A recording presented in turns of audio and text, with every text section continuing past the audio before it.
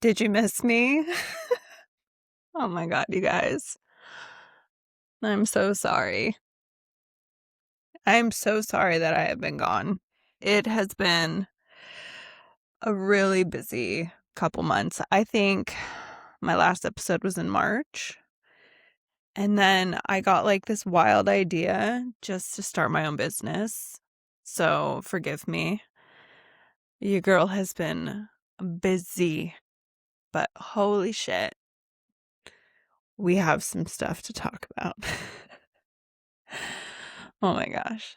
Okay, so I started my own teeth whitening and tooth gem business, and that's been going really good.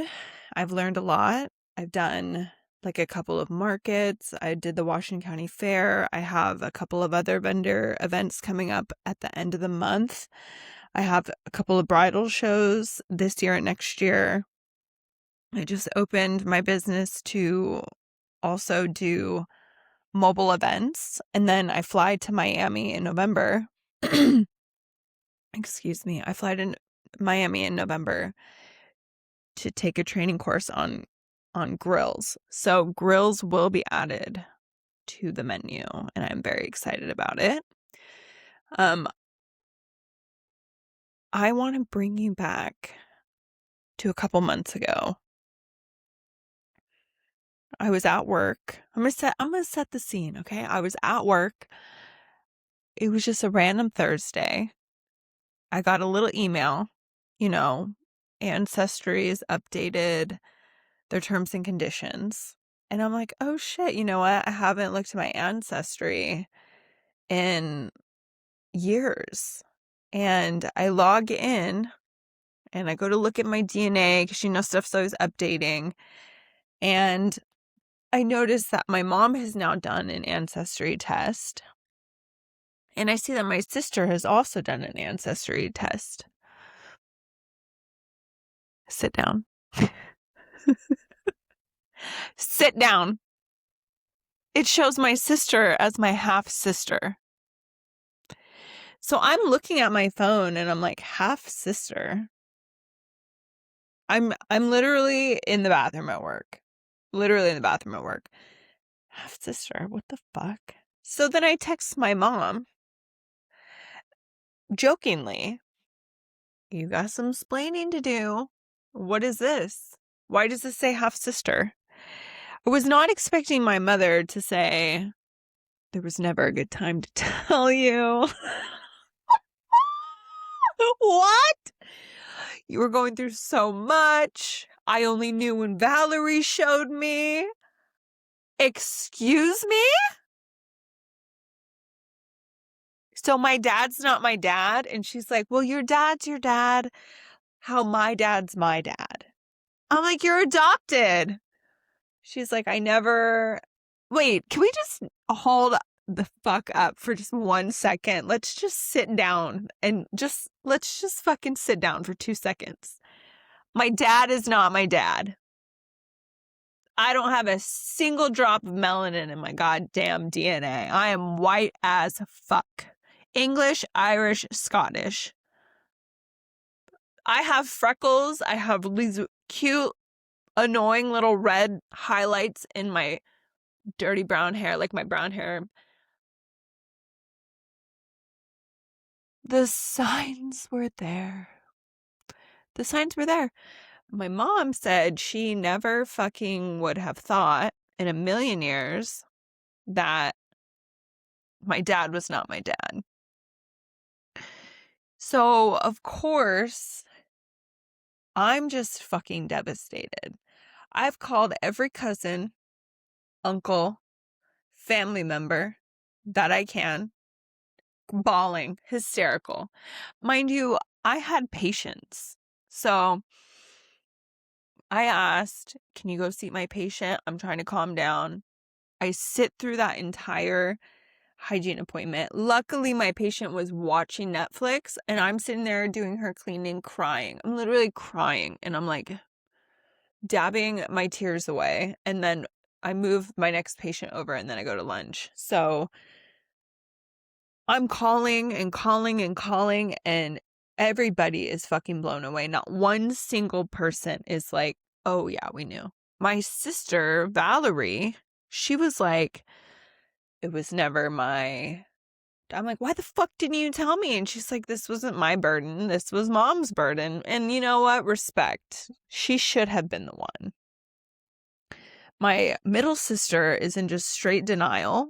She's like going through the 7 stages of grief, just like me. My fiance, Eileen, my fiance, she showed up at my work on my lunch. I'm calling my cousin in Wisconsin, and she was like, yeah, I mean, I did the ancestry DNA and it only linked Valerie as my cousin. And I kept wondering, like, where's Nikki? And I'm like, holy shit.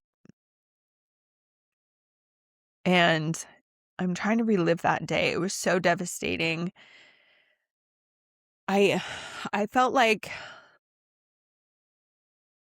so many unknowns. There were so many questions. And like, you guys, I waste no time. I literally waste no time. I go right onto the ancestry. I look who's in my chart here that I don't know. And there's this lady, and it says like close relation aunt. So I'm like, this lady, she is related to my biological dad. Number one, let's just be really, really grateful that my dad is not alive to fucking find this out. Oh my God. I can laugh about it now. I was going to do an episode when I found out, but I was such a mess and I was so distraught. And I was like, I need to talk to my therapist. What the fuck? So thank God my dad, who is tattooed on my arm, not my dad, but still my dad. I cannot make this shit up, you guys. This is my life. This is my life. I swear to God. Oh. So I reached out to that lady. I said, hey, this says you're my aunt. The craziest thing, just found out my dad's not my dad. If you have a brother, I think he's my dad. So she says, I do have a brother, but I need more information. I'm like, okay. So I asked my mom, hey, what's up? And she said, your dad, we were in a really bad place. We weren't even living together. We were still married. She was a stripper. She said there was a guy that was a stripper where they worked. They went out after work, got fucked up, had a one-night stand, woke up in the morning, and she was like, we can't keep doing this. I'm married. I don't know what's happening. She had a conversation with my dad there shortly after. They decided to work shit out. 3 months later, found out she was pregnant with me and just automatically assumed it was my dad's. So I said, okay, so then you know who this is if it was just one guy. I did not believe her. Did not believe her. She said, well, I don't remember his name. It was, a long time ago. All this stuff. And then I tell the lady, like, was he in Portland at this time? She was like, yeah, I think he was. So I said, here's my number. You can call me. She called me the next day. She said, like, Terry gave me wants me to give you his number. So you can reach out. I called him. She said, like, he's not in great health. He had a stroke. He's in a wheelchair. And then I called him and he said, I said, do you remember my mom? She was a dancer. And then he says, oh, so was I. So then I knew, like, in that moment, this was definitely the guy because my mom was telling the truth. Crazy. So, I talked to him for a little bit. He said he always felt like he had another kid out there. He was very kind, very open to getting to know me. He said, like, oh, this happened on Father's Day weekend, by the way. What the fuck? Oh my God. This happened on Father's Day weekend. Okay, so he basically was saying like, if I had known about you, I would have been in your life, like all this stuff. I'd love to get to know you. So he's so sweet. Like he has texted me every single morning, text me good night. Like he is so kind. I have more sisters. I met one of them. She works. Okay, so hold on, let me slow down. I was so worried that getting to know somebody else was going to take away from my dad being my dad. But I talked to my therapist and she said, your dad is your dad. He raised you. All these things, these feelings are valid. You can make room for new people in your life. He doesn't have to be your dad, but he can just be somebody that's your family that you grow to know. And, your sisters, I think I only have the opportunity to really meet one of them. And I did take that opportunity, but I was worried that a lot of Oregon can be like homophobic, yada yada, a little racist. So I was worried, but I had let him know like in a really casual conversation that, oh yeah, my fiance, she's a woman, she's Asian. And he was like, that's great. I fully support you. It's totally like, I don't want you to think that I have anything against that. You love whoever you love. And I'm like, this is crazy because this is the acceptance that I craved from my dad. Like, you guys, if you had heard my other podcast episode about my dad, when I came out to him, like, he shut me down. He didn't, like, shut me out, but he was like, I don't want to fucking hear it. Keep that shit to yourself. He was, like, utterly disgusted. So to have somebody who I haven't even met yet, really, be so, like, accepting and loving and kind of me and just automatically be like, you're my daughter, and I want to get to know you, and I don't have any judgments, and I accept you for who you are, and I am the baby in all sister groups. It meant a lot. My sister lives in Salem, which is crazy because that's where my oldest sister lives. And then my bio dad, Terry, he lives in Roseburg, which is crazy because that's where my mom lives. So, like, what the fuck? And I have been keeping in contact with Terry, and I'll call him on the phone. If I'm being honest, it's hard for me to call him on the phone because I get so done by the end of my workday that I don't really want to talk to anybody, but I will call him. And when I talk to him, it's so funny because he will say the same types of things that sound exactly like my dad. Like they live like parallel lives. Like they have the same type of sense of humor. He's so funny, just like my dad. It's honestly, it blows my mind. He is working on coming up here. I'm going to meet him like halfway.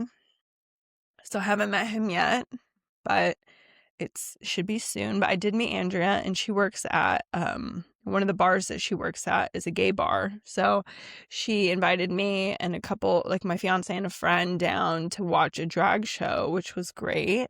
She said she was nervous to meet me. I was a little nervous to meet her, but she's really, really nice. We just kind of work opposite schedules as well. So it didn't take long for me not to be so devastated over it anymore. I will say that. It's like I found out the devastation of finding out, went to therapy, had the best possible outcome you could possibly have from the situation with like the family members.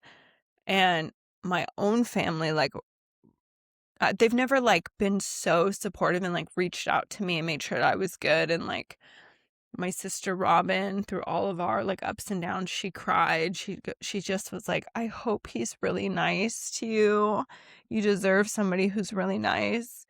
And I told her like, he's so nice. And I think it was like best case scenario. I will say that like in my devastation, I did tell my ex-fiance, like, this happened. I just found this out. And his response was, who fucking cares? And like, it's in those moments where he truly reveals himself, where I'm like, I'm so glad I didn't marry you. My God. Because my fiance showed up at my work without me asking to be there for me. And then this guy is like, who fucking cares? No big deal. Just, I know in those moments that I am with exactly who I'm supposed to be with. Anyway, so isn't that crazy? So I've made a little bit of like some jokes because I like to tell people that I'm formerly Native American. Yeah, because they used to be. So now I'm like just super, super white. But I'm really grateful that even in all this like crazy situation, I was able to like actually find my bio dad, and I found him like pretty quickly. So it was a little bit easier on my heart for me to like find him and then get to know him.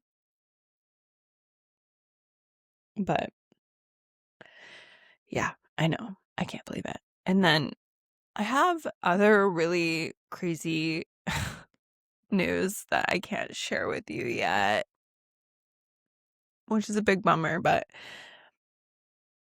it's coming. I promise. The business that I started, what a whirlwind. I mean, honestly, it's like, it's so cool. I can't wait to see how it evolves and how it grows.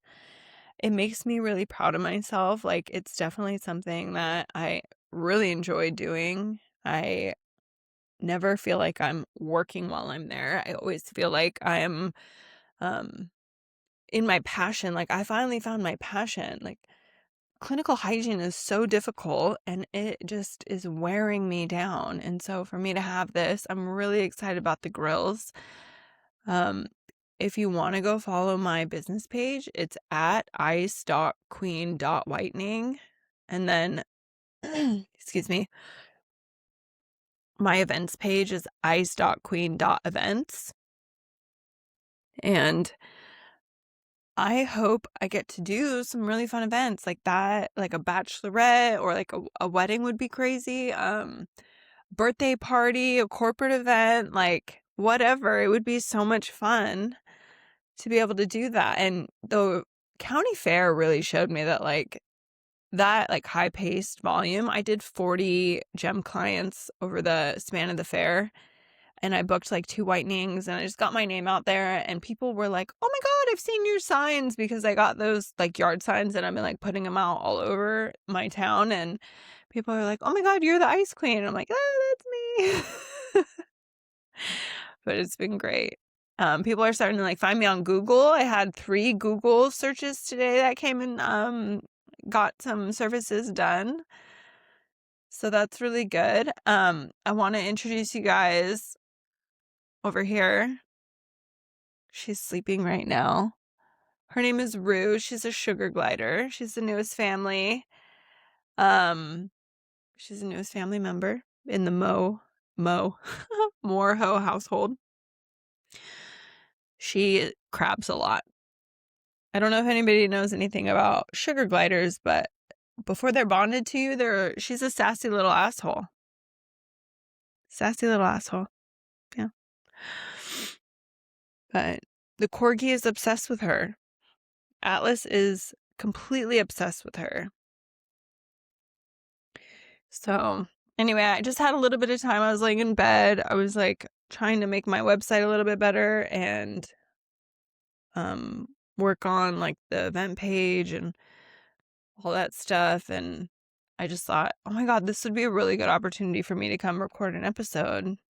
Because Eileen and Des, they went to Spokane. They collected a bunch of donations for the fires that fire victims that are up there, and they went and drove up there yesterday, and they're coming home tonight. But I just thought, since I was home alone, that this would be a really good opportunity to come on here, share that story. I wanted to give a big shout out to my friend Lucas. His dog, the love of his life, Cheech. Sorry, the dogs are barking. It scared me. So if you saw me jump, let me actually just check that really quick. It says somebody's at my front door. Just want to make sure. Okay, it's nobody. They're barking at nobody, of course. Anyway, my boy Lucas, the love of his life, his little Chewini Cheech, he died in a terrible accident, and my heart goes out to him. I'm so sorry. I can imagine the pain you're going through, but I really wish I could take it away from you, because I know how hard that is. And just R.I.P. to Cheech, everybody.